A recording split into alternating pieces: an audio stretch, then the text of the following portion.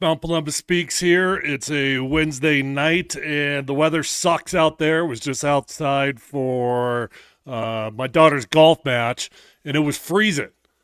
Freezing. I'm ready for the weather to be nice, although I've refused to turn the heat on in my house, and I am kind of enjoying the fact that I wake up and it's like 58 degrees, and I don't have to pay any heating bills or AC bills.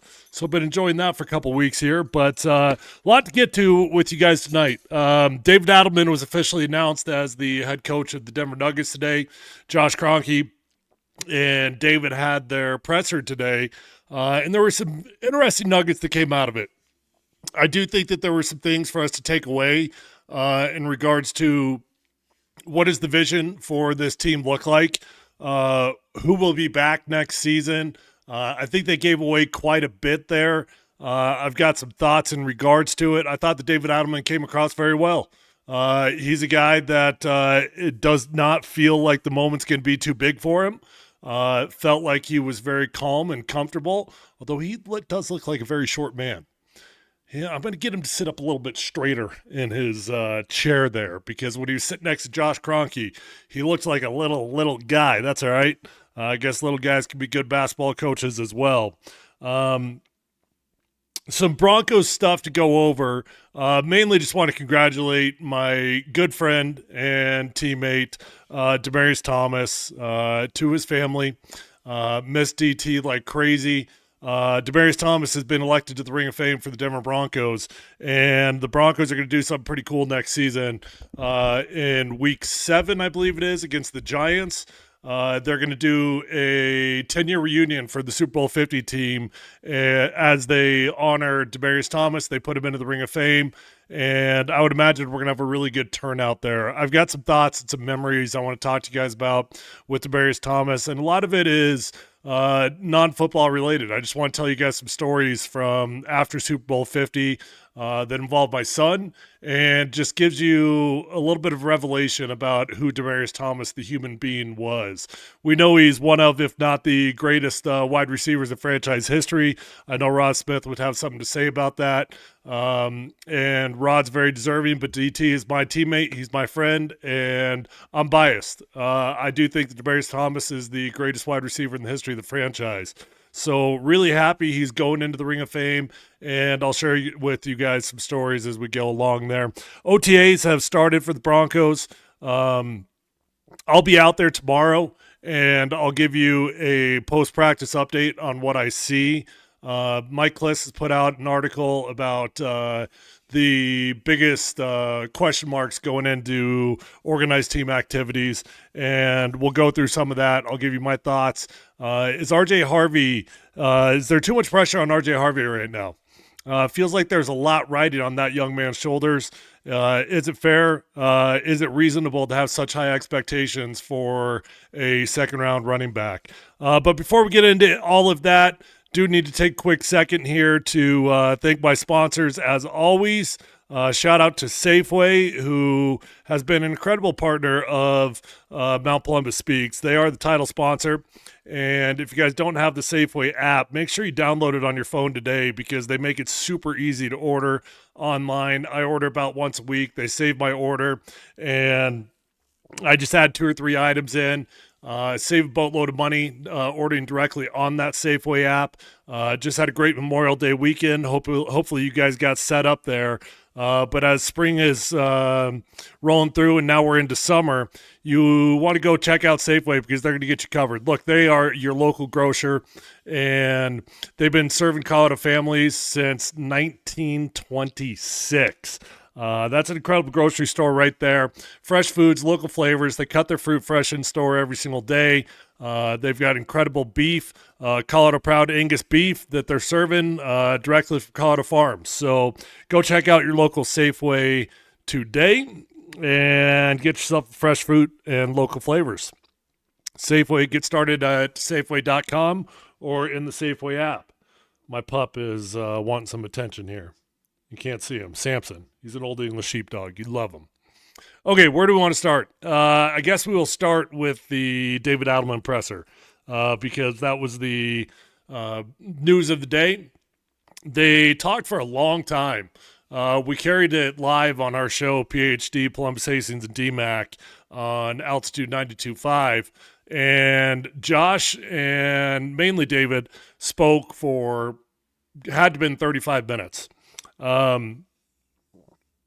like David Adelman. I was surprised that he was given the job as quickly as he was, just given the fact that the Nuggets haven't had a chance at hiring a new coach in so long. It's been 10 years. Michael Malone had a hell of a run. And Josh Kroenke was clearly satisfied with what he saw from David Adelman in the playoffs and with the final 3 games of the season. So he moves forward. And they move forward without a GM in the building, which is a little bit surprising because David Adelman's a first-time head coach, and you would like to think that they would want to have those two on the same page. But Josh was asked about that, and he feels very comfortable moving forward with David, even without a new GM in the building just yet, because he's comfortable and he's familiar with David Adelman. And one thing that was clear coming out of the presser to me and to many other people is that they feel like they've got a group that is capable of winning a championship. And yet it also felt a little bit contradictory at times because Josh Kroenke said, look, yes, we believe we've got the group to win a championship. But then when he was asked about what changes need to be made, he said, well, look, I heard Nikola Jokic loud and clear after the season when Jokic said, if we could win a championship with this current iteration of the Nuggets, well, we would have done it. So in other words, we got to go and we got to make some changes. Okay, what does that look like? The one thing that surprised me a little bit was that Josh Kroenke made it clear that there's not a culture problem. He didn't want to blow up the identity of this team. But when you fire the GM and you fire the head coach and Calvin Booth and Michael Malone, it would lead a lot of people to think that there probably is a culture problem on that basketball team. And Josh made that clear today that he doesn't think that is the case. You know, there were some things that over the course of the season I think just added up for the Nuggets, and there were certain guys that were maybe getting special treatment. Was that Russell Westbrook? I'm not sure. I know that Russ spent a lot of time flying back and forth between LA and Denver over the course of the season. He didn't always fly home with the team. And there was some special treatment handed out. We heard that multiple times. Now, nobody ever specifically said that was to Russell Westbrook. I'm just connecting my own dots that I may or may not be right on. But Adelman made it clear that there can't be any more special treatment for anybody. He also was asked, do you feel like this team was in good shape at the beginning of the year? And he said, no. And that's got to change. The one thing that David Adelman wants to be different coming into the season next year, he needs these guys to be in shape. And I don't think it's any secret, the guy that we're talking about here at the beginning of the season, it was Jamal Murray. Jamal Murray was not in basketball shape, and he was not playing good basketball. How much of that is on the players? How much of that is on the strength staff? I don't know. Look, we don't know what the staff is going to look like for David Adelman. We don't know what assistant coaches will be back. Will he have an offensive coordinator? Will he be his own offensive coordinator? Will this strength staff stay in place? But David made it clear that this team was not in shape. And if they want to get to the middle of the season, to the end of the season, and be able to give their starters more rest, well, they need to start the season off better. In order to start the season off better, they need to be in better shape. And Adelman used the term to get to maintenance mode in the middle of the season. In other words, like give some guys some time off here and there, manage their minutes. Could there just be nights off entirely? What does that look like? Well, in order to get to maintenance mode in the middle of the season, they need to win more games early on. In order to win more games early on, they need to be in better shape. Jamal Murray needs to be in better shape. Look, my opinion, when we're talking about professional athletes, there's only so much the strength staff can do once they're outside of the building. These guys need to take their craft serious, and Jamal Murray needs to come back next season in the best shape he's ever been in his entire life. I think mentally these guys have been through a grind over the last couple seasons, and I get that you need to get away from the game. But Jamal Murray needs to reinvigorate himself, and he needs to come back motivated and in better shape than he's ever been, playing the best basketball of his life, because the Nuggets won't win another championship unless Jamal Murray is playing great basketball from the beginning of the season to the end of the season. Obviously, there's other guys. They need Michael Porter Jr. to play at a higher level. And even Nikola Jokic at times has come in at the beginning of the season out of shape, but I'm not worried about Nikola Jokic. The Nuggets, if they're going to continue with this current iteration, meaning the starting five is going to stay in place, well, the only chance they have of winning a championship is developing the bench. And so early in the season, they're going to have to play 9 or 10 guys. And those 9 or 10 guys, they're going to have to develop those younger players. So Julian Strawther's going to have to get a little bit more physical. He's going to have to get a little bit more consistent. Jalen Pickett's going to have to play more basketball.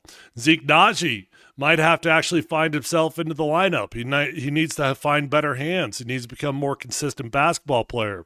And I think that that's going to be a challenge. You know, it's really easy to talk about wanting to get these younger players playing time early in the season. But then David Adelman also talked about the importance of winning games early on so they can get into maintenance mode by the middle of the year. Well, when you're early on in the season, you're trying to get playing time, you're trying to develop your younger guys, but you're also trying to win basketball games. And I asked Scott Hastings today, you know, what does that look like in order to be in maintenance mode midway through the season? How many games do you have to win early on? His answer was 7 out of 10. For every 10 games, you need to win about 7. And that puts a lot of pressure on these younger players to develop in the offseason, because by the time you get to the regular season, you don't necessarily have time to develop them like you want to. And yes, you will have to do that early on, but Julian Strawther, Jalen Pickett, Zeke Naji, Deron Holmes, who didn't get to play basketball this year, and the Nuggets had a lot riding on him. They traded up to go get Deron Holmes. These guys all are going to have to contribute at a very high level next season. I like David Adelman. I'm glad he's in the building, and I'm excited about the future of the Nuggets. David is going to be lucky to have a run like Michael Malone. And if we could have another 8 or 10 year run out of David Adelman like we had with Michael Malone, well, we've got a beautiful future for the Nuggets. So I'm rooting for him. I like all the things he had to say. I like how poised he is. And you could tell that locker room really, really likes David Adelman. All right, I'm going to transition here, hard transition, I guess, over to the Broncos just a little bit. And I do want to talk about my friend Demaryius. If you missed the news, Demaryius Thomas was elected into the Broncos Ring of Fame. And the Broncos made an announcement yesterday that in Week 7, when the Broncos face off against the Giants, they're going to do a reunion for my Super Bowl 50 team. Next year will be 10 years. It's already been 10 years, excuse me. And that's hard to believe. 10-year reunion. Goes quick. And unfortunately, we've got 2 teammates that are no longer with us. Ronnie Hillman has passed away, and Demaryius Thomas has passed away. Life goes quick, man. And, you know, I was asked on the show today some of my memories about Demaryius Thomas, the football player, and I didn't even really feel the need to talk about the football player. Like, I could. It wouldn't be hard. I mean, we all think about Demaryius Thomas and all the bubble screens. Every time Peyton Manning would say, hey, I like the numbers. We got a loaded box. Let's throw that bubble screen out to DT. And he'd take a lateral pass and take it 20, 25 yards, take it to the house. Probably the greatest bubble screen wide receiver in the history of the game, certainly in the history of the franchise. As a football player, the amount of contested passes that dude would catch over the middle of the field was unbelievable. But what I remember is the human being. And, you know, it's no secret that wide receivers are divas. They are. They're prima donnas. Not DT. DT was not a diva. DT was not a prima donna. DT loved the running game. DT loved to block. DT loved to get his head in the middle of things and loved to play hard-nosed football. And that was just who he was as a human being. He was a blue-collar dude, man. DT didn't talk a lot of trash. He hardly talked at all, quite frankly. He was very, very quiet. After the Super Bowl, we we partied, of course. We won the Super Bowl. And we stayed up all night. And the next morning, we actually had a really early flight to get back to Denver. So everybody's hungover. Everybody's tired. Everybody's operating off 2 hours of sleep. And it was the one flight of my career that you could bring family on. And the way it worked out with my family was that I was going to bring my son on the team flight home. Got on the bus to go to the plane. And when everybody's tired, everybody's hungover, everybody's grumpy, I've got my son with me. And Demaryius is sitting in the front row of the bus. And DT is just happy-go-lucky. Looks like he's gotten about 12 hours of sleep. Not hungover at all. And before I know it, DT, who's got this big smile on his face, turns to my son. He says, "Hey, come on over here." So he starts just talking to my son, hanging out with my son. And I've got these photos of Demaryius Thomas and my son, DT, holding my son Noah on his lap in that bus ride. And it would have been real easy for DT to just give my son 30 seconds. He didn't give him 30 seconds. He gave him the entire bus ride. My son sat with DT the entire ride. Now, I was just the aisle over, so I'm right next to him. But he was at his happiest when he was serving. And DT was serving my son. He was giving him an experience to remember. We get on the plane, and, you can sit anywhere you want. And again, everybody's partying. A lot of guys are still drinking on the plane. There's alcohol getting passed around. And sit down on the plane. DT can sit anywhere he wants. We're sitting at the plane's got 2 seats, 3 seats, 2 seats. So 2 in the aisles, 3 in the middle, 2 on the other aisle. And I sit down in the middle of the plane. My son sits next to me. Guess who sits next to my son? Demaryius Thomas. DT spent 5 hours that day hanging out with the little kid, making my son feel like $1 million. We're on the plane, and, the Lombardi trophy's getting passed around. Everybody wants their turn with it, to take photos with it. And DT decides he's going to play a little game with my son. And as everybody's trying to get the Lombardi trophy, Demaryius hands Noah the Lombardi. He says, "Hey, hold on to that thing. Don't give it up. Let's play hide and go seek with it. Don't let the other guys get it." So my son's got the Lombardi trophy, and he's hiding it under his seat. He's putting it under his jacket, and he's playing keep away from my teammates because Demaryius told him to protect that Lombardi trophy. And I've got these amazing photos of that plane ride, of that bus ride. We get to the parade, and that was the first time Demaryius had ever met my son, was on that bus ride. And we get to the parade. We've got the fire truck. And before the parade begins, Demaryius sees my son, pulls him up onto the fire truck, holds him up, shows him off to the crowd. And that's who Demaryius was, man. Anybody that got to meet Demaryius Thomas realized one thing. The dude had time for you. He just had time. He was never too big. He was never grumpy. He just had time. for everybody. And what a cool thing to be said. I've got time. I've got time for you. That's who Demaryius Thomas was. The greatest, if not the greatest, one of the greatest wide receivers in franchise history. And he was just down to earth, blue-collar dude. Didn't talk a lot. Wasn't a trash talker. Just had time.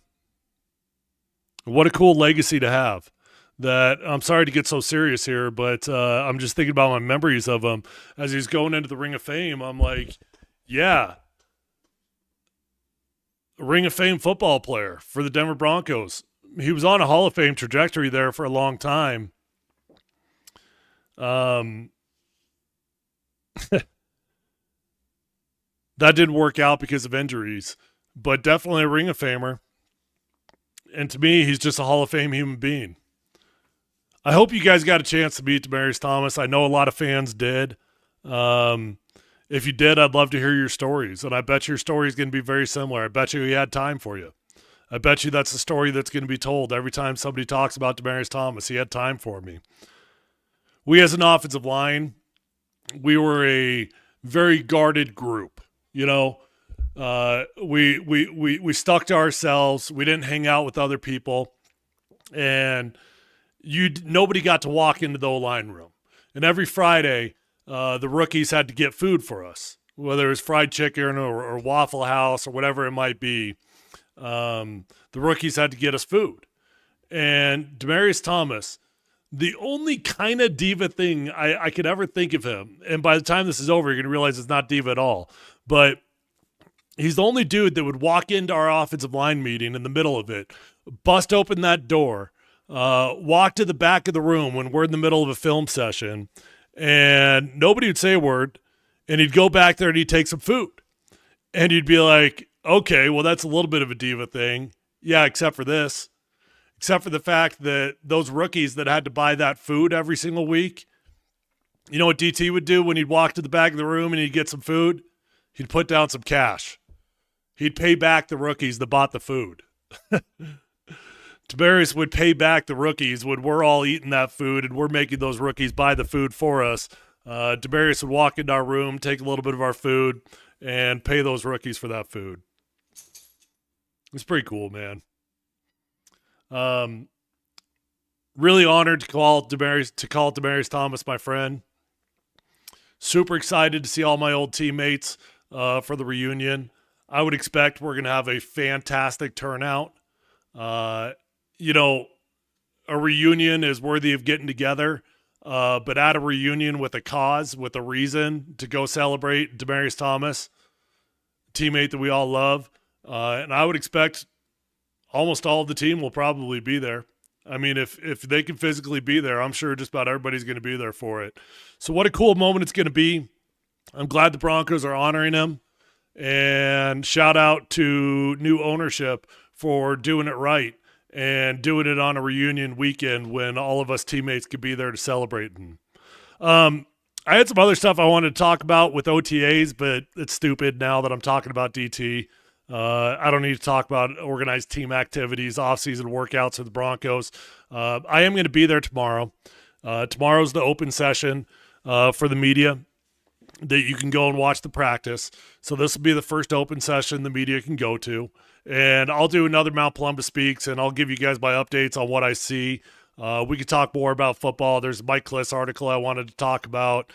Biggest question marks of the season. I want to talk about R.J. Harvey, expectations for him, and this defense. How good can this defense be? Should the expectation be a top 5 defense? Probably. So those are all things that I was planning on talking about in this podcast, but now it feels stupid now that I've been talking about Demaryius. So I think I'm just going to wrap this thing up tonight, and I'll hop back on with you guys tomorrow or the day after to give you my report on OTAs, on practice, and we'll do a little bit more serious football stuff. But for tonight, just want to say congrats to my buddy DT, and shout out to the Broncos for doing that thing right. All right, I love you guys. If you guys have got Demaryius Thomas stories, I'd love for you to share it with me. Send it in. make sure the world knows your Demaryius Thomas stories because they're worthy of being told. Again, thank you to Safeway, the title sponsor of Mount Polumbus Speaks, and thank you to you guys who listen. If you've not subscribed to Mount Polumbus Speaks, I know the majority of you guys are watching on X. Hit that link in my bio on X, go on over to my YouTube and hit subscribe. That's where my content all lives. I put out content that is unique only to the YouTube platform. So if you enjoy Mount Polumbus Speaks and you want to help support my channel grow, I'd appreciate you going on over there and hitting subscribe. And if you really want to help this thing grow, hit like on this video and comment on this video. And it does wonders for the algorithm. So appreciate you guys. Love you guys. I'll be back with you tomorrow to tell you about football practice.